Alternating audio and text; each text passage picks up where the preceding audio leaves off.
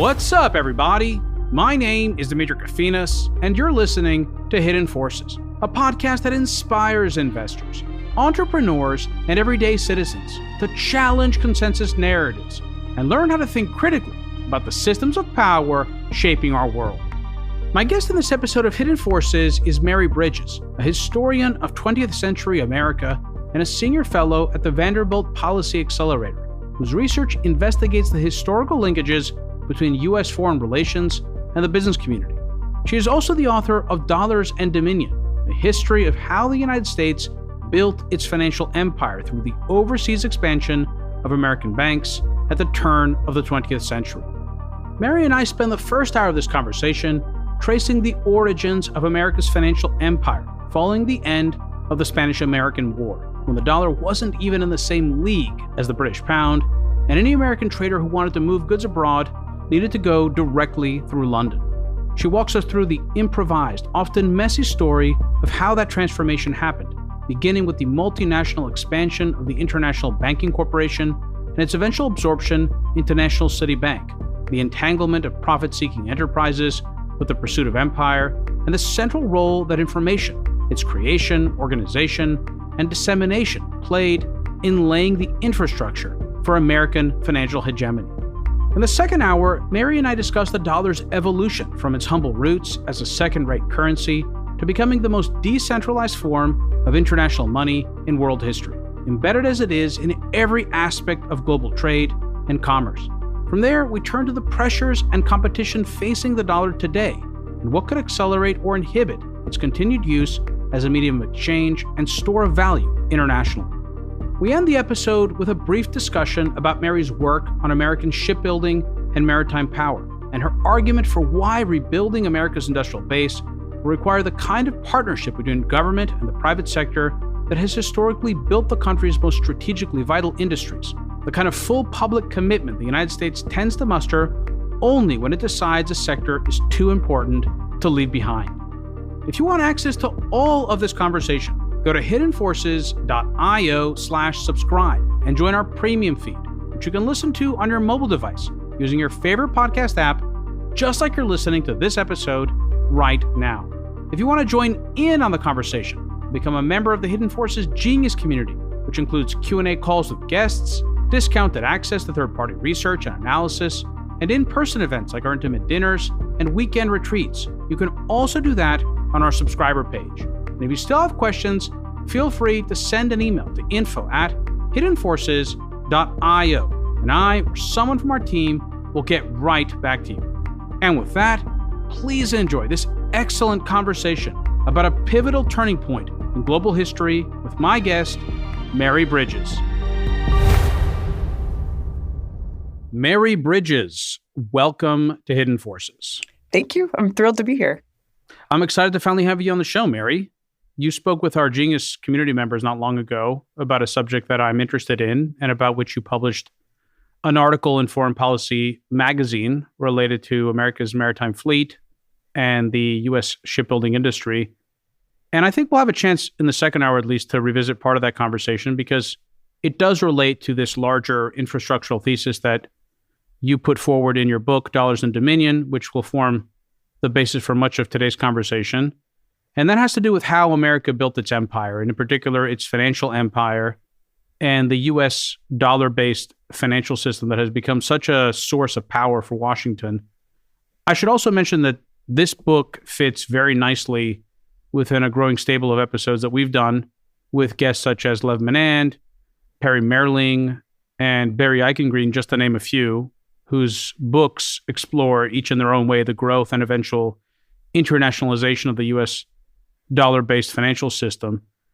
So everyone has some context into who you are, you were up until recently at Harvard's Belfer Center, and you've since moved down to Texas, where you serve as a senior fellow at the Vanderbilt Policy Accelerator. Your bio describes you as a historian of 20th century America, whose research investigates the historical linkages between U.S. foreign relations and the business community. What exactly does that mean? And what does that work look like in practice? So Well, first of all, thanks for the chance to get to speak with you. And yeah, you've had some greats on your show, some real luminaries in my field. I guess I started out in this whole process of inquiry. My background is not as an economist or even as an economic historian necessarily. I was a business reporter. I was a journalist for a while. And I had a few experiences of reporting where the size and scale and kind of airspace that U.S. multinationals claimed in geopolitics really blew me away. And I didn't feel like my traditional history training had prepared me for the degree to which those kind of institutions, like from BlackRock to Google to Facebook, were really shaping the way U.S. power looked overseas. And so that was kind of the core dynamic I wanted to understand in my historical research. And I guess the follow the money adage for reporting really got drilled into me. And I think so I kept on kind of scooting back the question and wanting to understand the origins of it. And there's no way around banks. So my book looks at the expansion of U.S. banks overseas. What I really wanted to understand were the brick and mortar outposts of U.S. banks and how the people set up practices, how basically U.S. banking moved the dollar in the beginning of the 20th century. And so that was kind of the origins of my interest. And it was really wanting to understand the interface of public and private sector, how corporations and government worked together to make U.S. power what it is and was overseas. Yeah, so your book actually begins at the turn of the 20th century with the Spanish-American War in 1898. What did the American financial system and the role of American financial institutions in the U.S. dollar play overseas at that time? So the U.S. dollar wasn't nothing. It wasn't complete. I mean, I guess to call the United States a financial backwater would be a bit of an overstatement. But in terms of international finance, the dollar was nothing compared to the British pound. The British pound was, the truly gold standard of global banking and global finance. And basically, any U.S. trader who wanted to move goods overseas had to do business in the U.S. with a bank that had operations in London or be affiliated with some kind of British-oriented financial system. So the United States was a trading nation at the time. It did have a global presence, but basically things all flowed through London. And that system worked. It worked fine. U.S. traders could get credit. Like, it wasn't an impossible world. But as the United States starts wanting a larger position internationally and to increase its trading footprint, to kind of claim new markets, the limits of that system and what the United States can't control in that regard starts to become more and more problematic. And so that's really the moment that we start to see in this turn of the century as the limits of the British-oriented trading world are becoming kind of apparent to a number of players in the United States. Well, what were some of those specific sort of highest priority drawbacks of having to rely on a foreign intermediary or correspondent bank for companies like the Morgan Bank, or Brown Brothers, for example, that did a lot of international business? Well, so Morgan and Brown were pretty well positioned because they had very nicely integrated family relationships and Anglo partners. So in fact, their whole banking orbit was this Anglo-US hybrid, and they really straddled that with their partnerships. So they kind of built it into the way the fabric of their banking worked. There are two kind of concrete examples. So US soldiers in Manila got paid by the U.S. government, but they had to cash their paychecks at British banks. And the U.S. government was actually having to use British banks in Manila to pay its soldiers. And soldiers started complaining that they were getting terrible exchange rates. And so they were sort of feeling like they were getting shorted on their pay, according to some of the bankers' letters at the time. And so the United States is feeling really like a two-bit empire that it can't even, pay its soldiers right because it's having to work through British banks. There were also complaints from U.S. traders that basically they're having to expose the inner workings of their business to these British institutions who have much longer running relationships with British firms. And all of a sudden, they're basically giving over trade secrets in order to get their goods financed. So there are these kind of pulls that highlighting the limits of the system for these different kind of international activities that the United States is beginning increasingly to move into. So you begin the story, as we said, in terms of time period at the turn of the 20th century, and you also begin with one very specific institution known as the International Banking Corporation, or IBC. Why did you choose to begin with this Connecticut chartered bank, and what problem were their partners seeking to solve? IBC is a beautiful institution for a historian, I guess I should say. So I sort of chose it. I had read, several historians had referenced it, but it was a really opaque institution that weirdly had a global network by like 1903, at a time when it was technically illegal for national banks to operate branches overseas. So it just seemed like a real outlier to me. It was really the US's first multinational branch bank, but it didn't really have its own history. It was this kind of bizarro institution that didn't really have its sufficient origin story. So I uncovered its papers and really, did forensic analysis of these records in the National Archive and some of its banking records and bankers' memoirs to try to reconstruct what exactly the institution was and was doing. And basically, it's where did those records reside? Are they with Citibank at this point? The Citibank archive. And they have partial archives, and then there's a lot of great stuff at the National Archives, and then some of the bankers' papers also helped kind of raise the whole story. And so basically what happened is the Connecticut legislature got kind of pressured, sweet-talked, angled into creating this charter that allowed a bank to pretty much do anything, to print money, own other banks, build infrastructure, whatever, as long as it did so outside of Connecticut, which is the recipients of this charter were quite excited to have. And they basically left Connecticut, set up shop, put a sign in a Bridgeport, Connecticut insurance office, and where they could receive mail, but set up shop in New York and then open branches in the Philippines, China's treaty ports, Panama, and then increasingly in Europe and Latin America. So as I said to you before we started the recording, having read your book, I came away with the impression that it tells the early story of how America built its empire, but that it does so through two interweaving frameworks. The first being infrastructural, and the second being narrative-driven, and specifically by telling the story of how Washington, working at times hand in glove with the private sector and profit-seeking entrepreneurs like the partners of the International Banking Corporation or with National City Bank, expanded the scope and scale of that same financial architecture or financial infrastructure.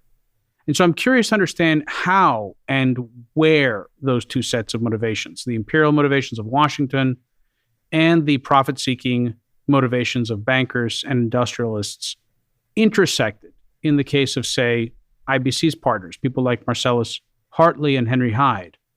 What problems were they looking to solve? And how did those objectives and goals align with the problems that the United States government was seeking to address? So what was really striking in the archive is the degree to which this was not some grand strategic plot by rapacious capitalists to pillage other, this was a mess. This banking project was a total mess, and people didn't agree. So it was really a bunch of strands of interests that were competing with what to do with this fabulous charter, fabulously expansive charter. And so there's a lot of open questions. And at the outset, there is no clear plan to be a branch bank overseas. Some of the founders, who included the really big insurance company money that was really starting to pool up in New York and become huge amounts of capital to invest. And also some of the other founders were the big names of Gilded Age wealth and robber barons, but they weren't the primary railroad builders. They were the grandsons or nephews or heirs to some of those fortunes that really had space to dabble, kind of. So there are a lot of debates about what the bank is going to be. And they're bad bankers. They lose a lot of money. They make a lot of rookie mistakes. They're constantly needing to borrow money in New York to mortgage some of their real estate. And so really at the outset, it's not a story of, U.S. entrepreneurship, overcoming all obstacles. They get kicked around a whole lot and have to ask for a lot of political favors and bailouts. Yeah, I love that you brought up the fact that these were Gilded Age fortunes, and not just people like Edwin Gould and Alfred Vanderbilt, both early members of the IBC board and the children of famous railroad magnates Jay Gould and Cornelius Vanderbilt, but more importantly, the funds that were pulled together through these big insurers like Equitable Life, which held nearly 1/5 of the initial issue of IBC stock. So there was a lot of industrial wealth and people with a lot of money looking for ways to diversify their fortunes. How much of this opportunity reflected a savings glut of sorts and a buildup of overcapacity in American industrial production looking for new avenues of growth? And are there any parallels there with what we've seen in terms of China's Belt and Road Initiative? In other words, like the United States had just undergone a rapid phase of industrial development, albeit it was far from finished. And the winners were potentially looking for places outside the country to pour some of those winnings into and productive output into. Was that also a source of demand that the IBC was looking to satisfy?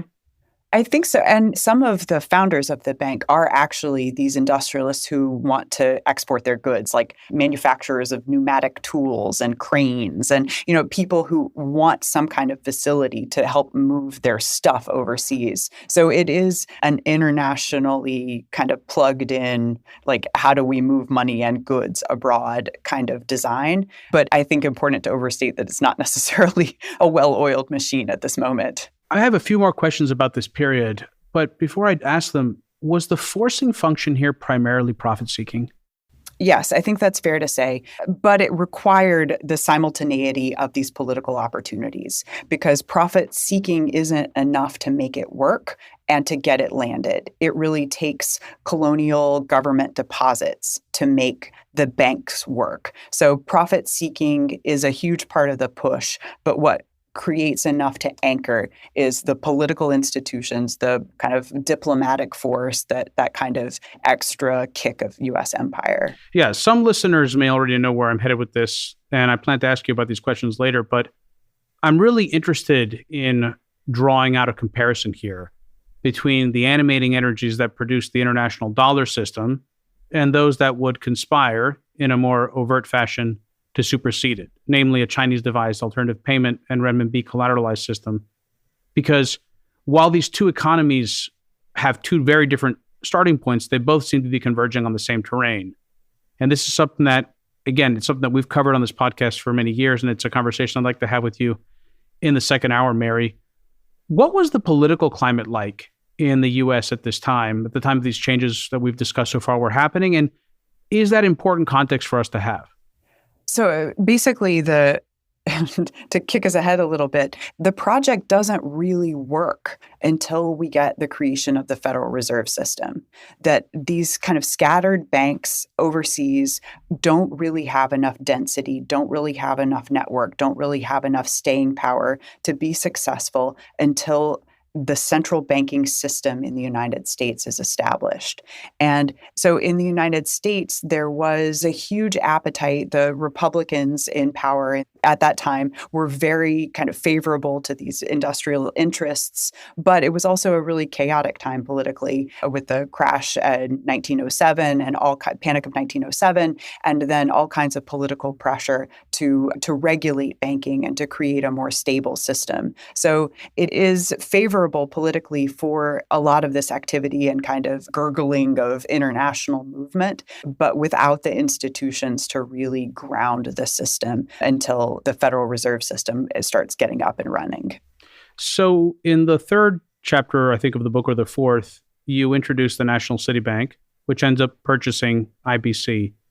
Why is that an important piece of the story that you sought to tell in Dollars and Dominion, and how does it fit into the larger process through which the infrastructure of American finance and American empire went international?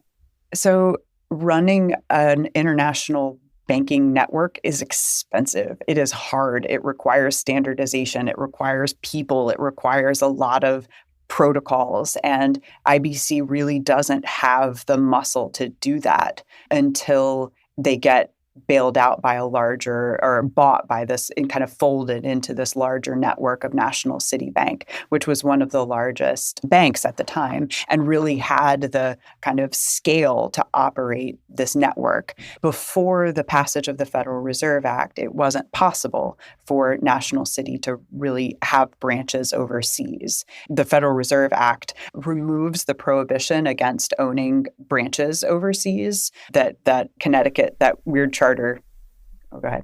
Sorry, I was just going to ask, what was unique about IBC that allowed it to open branches internationally, but National City couldn't? Connecticut. So IBC was not a nationally chartered bank. It was a specific state charter that was, by all accounts, very unusual and valuable. And so IBC really wanted to hold on to that. And in fact, part of what National City wanted was this unique state charter, and National City didn't squish IBC, it completely engulfed IBC. Instead, it kept IBC operational as this kind of, I considered it sort of like a double helix, like they were interwoven institutions that kind of increased each other's operational leverage or kind of plane of operation because of their weird characters and the kind of legacy of staffing and the different ways they had come into being. So National City buys IBC, but really keeps IBC staff, keeps the IBC brand, keeps IBC buildings in many cases. And it's a slow turnover as National City opens its own branches and then gradually, decades later, incorporates all of the IBC branches more formally under its network. Now, something I learned in the course of reading your book is that foreign branching often ran at a loss or was otherwise marginally profitable. And this was true for National City. So why did the bank do it in this case? And what drew it to want to purchase IBC in the first place? I was surprised to find that it really initially had almost nothing to do with banking in these foreign locations. It was instead having branches overseas was a way to get U.S. customers. That National City was one of the largest banks to U.S. corporations and really wanted to get a greater share of these U.S. companies increasingly looking to trade overseas.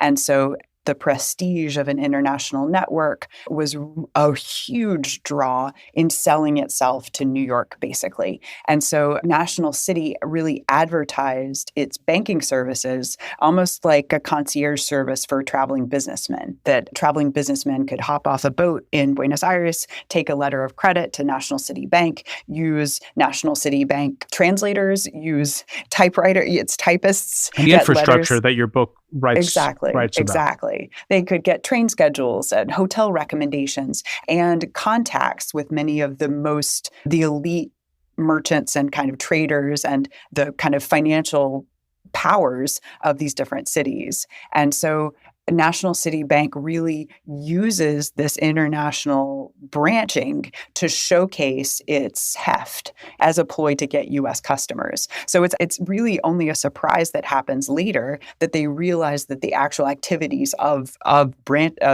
being an international bank can themselves be profitable. That's kind of an afterthought. It actually reminded me, when I was reading this portion of the book, it reminded me a little bit of those companies that sprang up in the early 2000s, after the iPhone, rather, in the App Store, that created applications that did some, engaging consumer thing that were actually loss leaders for the real business, which was collecting customer data that was then sold off to other companies, specifically advertisers and ad marketplaces. So it feels like something similar was going on there. Would you agree with that? Is that a good analogy?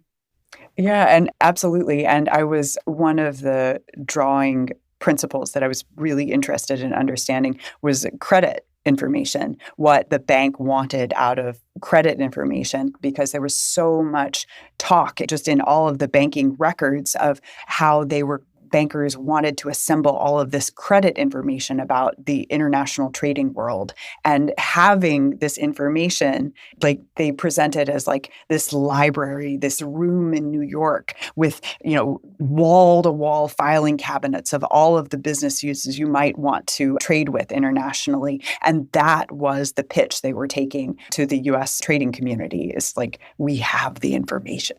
Well, first of all, another thing I learned from your book was that the term Manila folder actually comes because of banks operating in Manila, the Philippines. And the Manila folders were built out of fibers from what, sugarcane or Manila hemp? Yeah, Manila hemp. Pardon me, that's right. Say that was technology. The folders were sturdier. And if you go back and look at, as I have, the trade journals of the times, instead of like ads for AI, you've got ads for filing desks, for desks that had spaces and slots for these folders. And because kind of keeping track of these record systems and records management practices were, that was the cutting edge information technology of the day. So one of my favorite quotes from the book, and I'm going to read it now because it works so perfectly with what we're talking about here, is the following. But the history of banking reveals that determining what information counts as data was and is a process of creating categories, differentiating people, and extracting certain features of an ecosystem as relevant and quantifiable. Credit files are not pre-existing artifacts that U.S. bankers can collect from objectively accurate, predetermined sources. Information must get made. I love that last part, and I think that this is something that especially younger listeners can intuitively understand, because it feels like, in some sense, Mary, all of modernity, all of industrial and especially post-industrial civilization has been about streamlining and scaling information acquisition, processing, computation, and storage. And what we're seeing here in terms of how the United States built its administrative empire, and I'm using air quotes there, overseas, is that it outsourced a lot of that informational burden to the private sector and especially to the banking sector. And so that raises another question for me, which is something that we touched on briefly at the beginning of our conversation, having to do with the legacy infrastructure of the British Empire in particular. How much of this, of what the U.S. did, was essentially piggybacking off of the pre-existing infrastructure laid down by previous empires, whether those be the British, the French, or the Dutch? And how much of this was a novel enterprise on the part of the Americans? Oh, I am fascinated by that question and really wanted to figure out when this project became American. Like, when does it make sense to even use that term? So for reference sake, the project was such a British copycat project in the origins that IBC bankers, there was no such thing as an international banker in the United States, really. That job category just didn't exist. IBC sent this kind of cohort of, a handful of young 20-something U.S. men to London to get trained in penmanship, in banking practices. They learned to write, and basically they couldn't leave London and go to their first posts until they learned to write like British bankers. Because if you couldn't read the ledger, the system didn't work. So in some of the cities where IBC operated, people thought it was a British bank because every manager that was hired came from Hong Kong Shanghai Bank, HSBC, or Standard Chartered Bank. The staffing was also British. The systems were British. So that's the snapshot as of 1902. By the 1930s, there are stories of British credit men coming to the United States and admiring these credit libraries in awe of the way in which this information was systematized and schematized. And charted. Right. Yeah, exactly. And the kind of regularity of those systems. And so somehow in this period, what really started as a British copycat project changed. But it changed in a really piecemeal way. And in fact, some of the people are still in the same offices. So it's really hard to say, sharp rupture, though, of course, the geopolitical backdrop of how the United States really changed its global status in the course of World War I, and also the institutional changes of the Federal Reserve System, those are not negligible by any stretch. But in terms of kind of the procedural element, the artifacts on the ground, the presence of these banks, it is a much more continuous story. So I think it's sometime in this window from 1902 to the 1930s, but it is a really incremental process. Yeah, for listeners out there who are already thinking about Ian McGilchrist's left and right hemispheres, this is very much the left hemisphere organizing the world. And I think this is why his thesis is so useful across domains for thinking about how we bring order to experience. Mary, what were the characteristics and lending practices that were successfully employed by such bankers and banks in the early days in order to make inroads into international markets? And how did those differ from domestic lending practices? So let's see.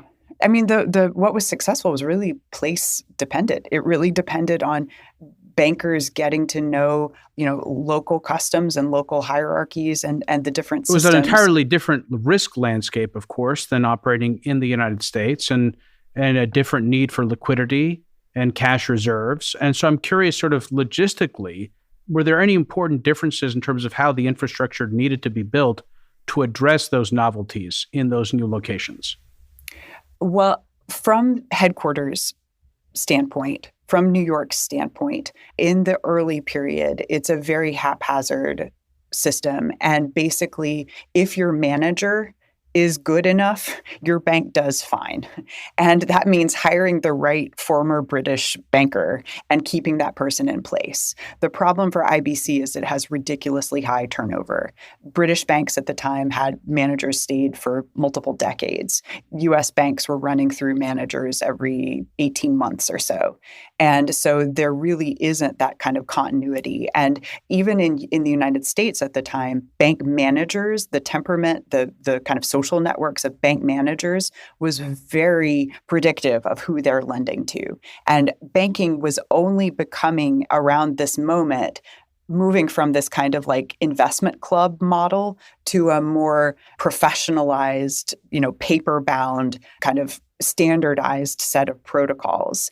And so IBC really uses the personalist template to some success, because if the British banker is good enough, that works. And, to the extent that I did a deep dive on the loan portfolio of the Manila Bank of IBC, and there is a lot of white supremacist rhetoric of bankers of the day that is really very clear in the archives and how they talk and think about, about the places where they're living. At the same time, IBC in Manila was doing a lot of lending to Chinese merchants and Chinese entrepreneurs, in part because they were some of the elites, and that's what the practices were of British banks. So it was completely unproblematic and expected for IBC to be doing the same kinds of things. So their what we would call risk management practices, were really looking at the elites and continuing to fund those kind of established European and Chinese interests that were already the kind of the local elites.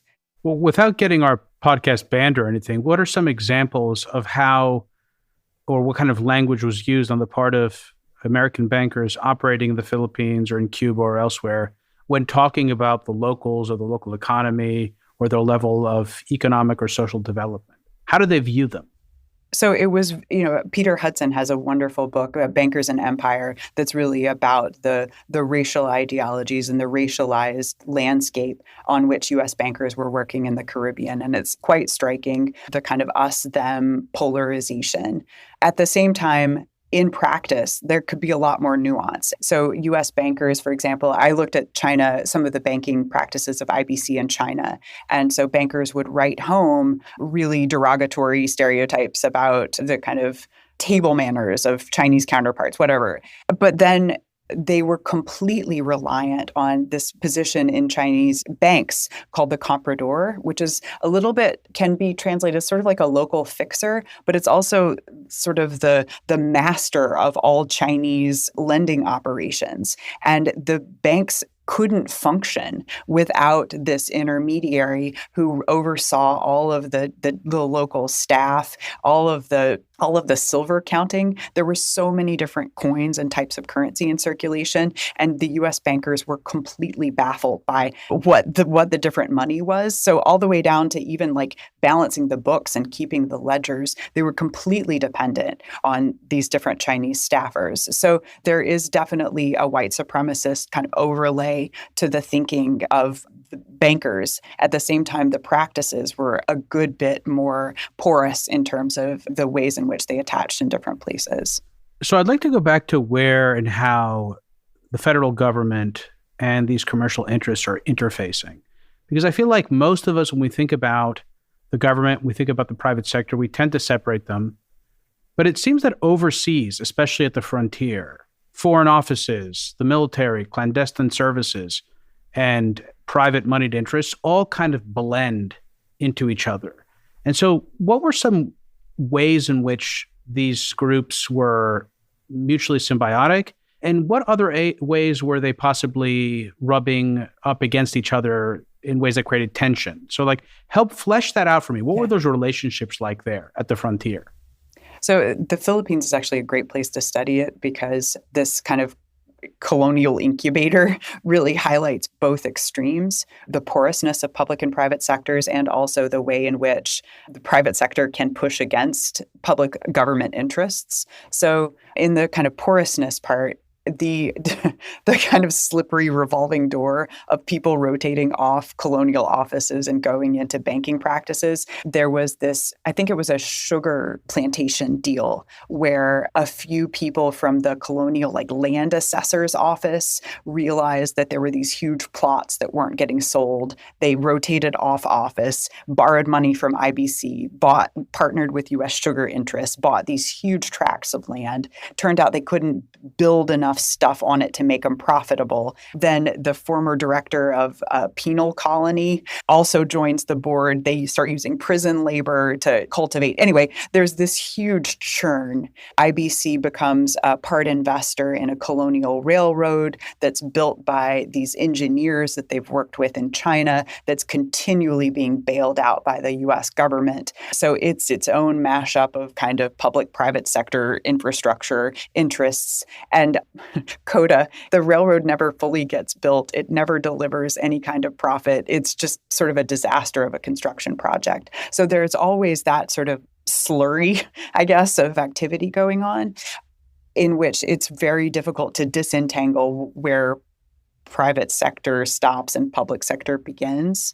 And then on the other side, there are moments when it really does matter. So after the election of Woodrow Wilson, the interests of the U.S. government really change in the Philippines. And the U.S. government starts talking about wanting to give more self-governance to Filipinos and to Philippine interests, to really give governance back to locals.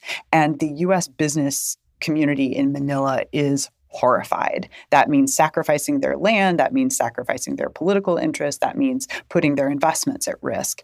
And so all of a sudden, that community that has been very continuous with the colonial government lobbies hard against this return to national rule. And you can see the way in which those interests really, really divide and become, this business community has really built its strength in part by piggybacking on all of these colonial favors. And it comes to push back on what Washington is saying. So I think the Philippines really shows the ways in which the lines can be blurred, and also these moments where it can matter quite substantially what interests are in public and private sector hands. So I'm curious, when looking through the archive, were you able to more clearly identify differing nodes of power within the political economy, especially ones that don't map on perfectly to the public or private sector? And do you feel like you came away from this project with a better sense of how that consensus-making process works or did work between Washington and private capital? I wish. I found it very blurry. I have so many idea webs and people webs and trying to track all of the different places where it moves. And I don't have a like a grid to show how that progression happens. Well, one obvious place that you do talk about the intersection between the private sector and the public sector, and you kind of touched on it with the passage of the Federal Reserve Act in 1913 and its implementation in 1914, was the role of bankers' acceptances. Now, this is something that we also touched on in my recent episode with Barry Eichengreen. Before the Fed used the Treasury market to conduct open market operations, it used bankers' acceptances. Tell our audience a bit here, what are bankers' acceptances and how did they feature in the internationalization of the banking system? I was stunned that you even knew the term.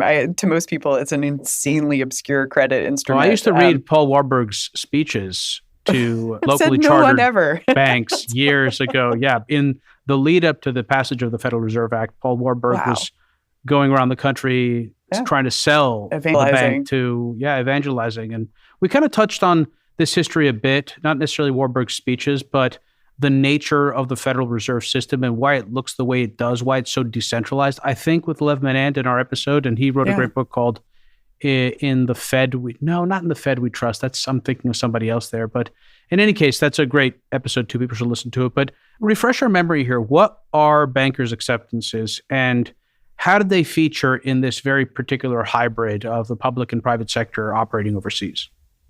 Yeah, so bankers' acceptances are very arcane credit instruments that were really the bread and butter of how the Federal Reserve was supposed to work. And they are kind of a holdover from modeling the Bank of England. And it's hard to explain the logistics of a banker's acceptance without realizing all of the unknowns involved in trading at the time. So sending goods overseas involves a huge amount of risk and a huge amount of time. Sending money back involves a huge amount of risk and a huge amount of time. Bankers' acceptances are a technology that emerged to solve some of those gaps and connect intermediaries in order to facilitate trade. So it's a form of trade credit wherein a bank accepts the payment of a particular buyer as that the buyer is actually good for that payment. And so the bank stamps on the bill of exchange that this document is good at maturity for payment. Isn't that kind of what happens when I use American Express? American Express is taking on the liability of my payment to the merchant, and ultimately I pay American Express. The bank was taking on that liability as an intermediary in order to facilitate trade. And just like American Express is always going to take that money from you ultimately. So the bank isn't actually having to risk anything up front because it knows it always has recourse to get the funds. It's just a way of kind of bridging the unknowns to make that trade possible. And so this Bill on London, as it was called in London, is the cornerstone of how the Bank of England is operating. And at the time, U.S. traders and politicians are looking at the Bank of England as really the explanation for how London became so central in this international trading world. And so people like Paul Warburg envisioned the United States designing a system modeled on the Bank of England and other European models where the central bank buys and sells bankers' acceptances as a way to enable and facilitate more trade based on dollars than on sterling. And so the original architecture of the Federal Reserve is not about buying and selling government debt. That was not the plan at all. In fact, it was considered kind of below the central bank to do such a thing. Lending to the crown would be just all kinds of, how dare we? Instead, it was supposed to be this private trade credit because there's no way that could be inflationary. That was the thinking of the time. They were called real bills. If you increase the availability of bankers' acceptances, that's not going to be inflationary because it's actually tied to production in the economy. And so in the economic thinking of the day, it's inherently anti-inflationary. It's just about providing the flexibility of the currency in the way that we need. Right. And also in an era of great populism and distrust of banking and speculation, the money trust, that was an easier sell to Congress. Absolutely. It's Washington. productive. It's not speculative. It's not going to be feeding these kind of money lords on Wall Street. This is the main street. This is where we're really giving money to production. And so it carries the right kind of rhetorical trappings. It has enough political backing. It doesn't undercut agricultural interests. So it's really like a Goldilocks credit instrument in this political moment because everybody can kind of get on board with it. And it's not seen as this huge Wall Street empowering credit instrument. In fact, what actually happens with it is very much a Wall Street story. But in this 1913, 1912, kind of run up to the Federal Reserve Act moment, it doesn't look like that. What did the secondary market for bankers' acceptances look like at that time before the founding of the Federal Reserve? And how important was the Fed in expanding the size and scope of that market? There's none in the United States. And basically that has to be the Fed. So the Fed comes in not only authorizing bankers' acceptances, but it is the buyer for the overwhelming majority of bankers' acceptances. Something like I had a few graphs in my book and I forget the specific numbers now, but overwhelmingly, if the Federal Reserve wasn't buying, this market would not exist. And so whatever the standards that the Federal Reserve sets for what legitimate paper is are the ones that carry the day. So all of a sudden, just in terms of its standardizing function, whatever the Fed needs for bankers' acceptances to be legit becomes the kind of singular standard for what this market is going to be able to process.